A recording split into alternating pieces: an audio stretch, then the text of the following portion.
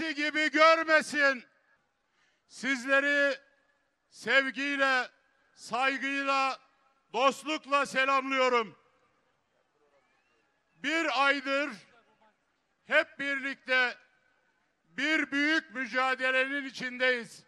Böyle devam ederse bundan sonra her güne daha büyük dertlerle, daha büyük belalarla uyanırız. Oradaysa arşında buradadır. Yine kazanacağız, daha büyük kazanacağız. Bizim tek bir gücümüz var, milletimiz.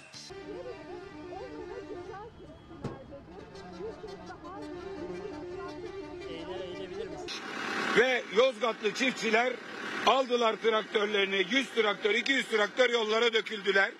Türkiye'de büyük ses getirdi.